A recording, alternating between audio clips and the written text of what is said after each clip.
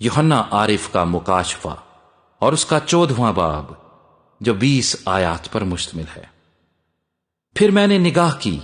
تو کیا دیکھتا ہوں کہ وہ برہ سیون کے پہاڑ پر کھڑا ہے اور اس کے ساتھ 1,44,000 شخص ہیں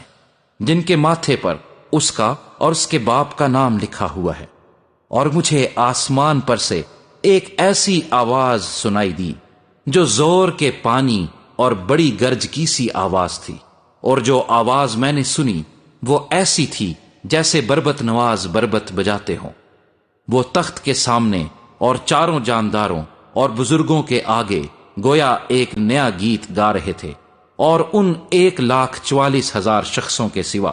جو دنیا میں سے خرید لیے گئے تھے کوئی اس گیت کو نہ سیکھ سکا۔ یہ وہ ہیں جو عورتوں کے ساتھ آلودہ نہیں ہوئے بلکہ کنوارے ہیں۔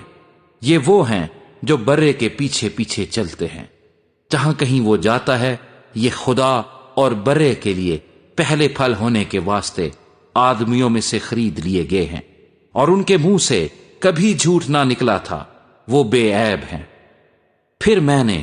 ایک اور فرشتے کو آسمان کے بیچ میں اڑتے ہوئے دیکھا،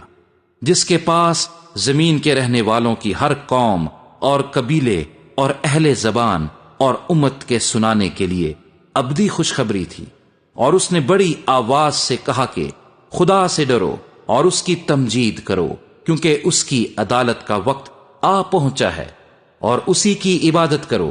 جس نے آسمان اور زمین اور سمندر اور پانی کے چشمے پیدا کیے۔ پھر اس کے بعد ایک اور دوسرا فرشتہ یہ کہتا ہوا آیا کہ گر پڑا وہ بڑا شہر بابل، گر پڑا جس نے اپنی حرام کاری کی غضبناک میں تمام قوموں کو پلائی ہے۔ پھر ان کے بعد ایک اور تیسرے فرشتے نے آ کر بڑی آواز سے کہا کہ جو کوئی اس حیوان اور اس کے بت کی پرستش کرے اور اپنے ماتھے یا اپنے ہاتھ پر اس کی چھاپ لے لے، وہ خدا کے قہر کی اس خالص میں کو پیے گا جو اس کے غضب کے پیالے میں بھری گئی ہے، اور پاک فرشتوں کے سامنے اور برے کے سامنے آگ اور گندھک کے عذاب میں مبتلا ہوگا،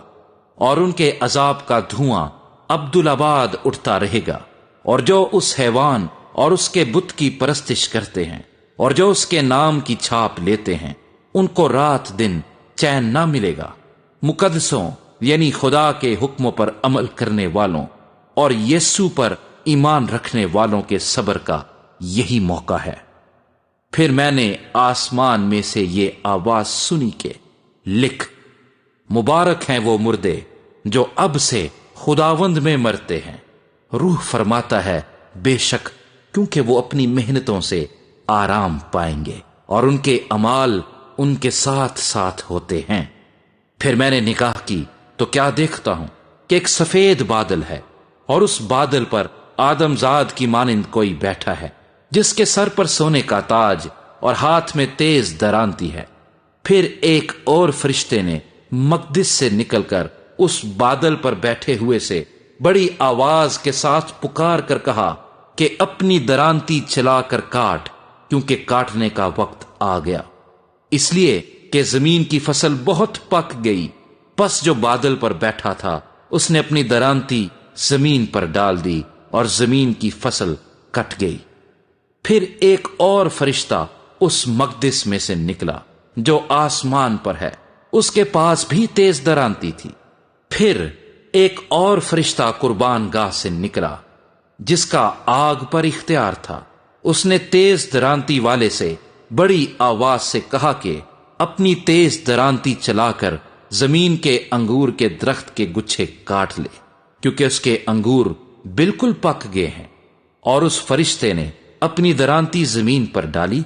اور زمین کے انگور کے درخت کی فصل کاٹ کر خدا کے قہر کے بڑے حوض میں ڈال دی، اور شہر کے باہر اس حوض میں انگور روندے گئے، اور حوض میں سے اتنا خون نکلا کہ گھوڑوں کی لگاموں تک پہنچ گیا اور 1600 فرلانگ تک بہہ نکلا۔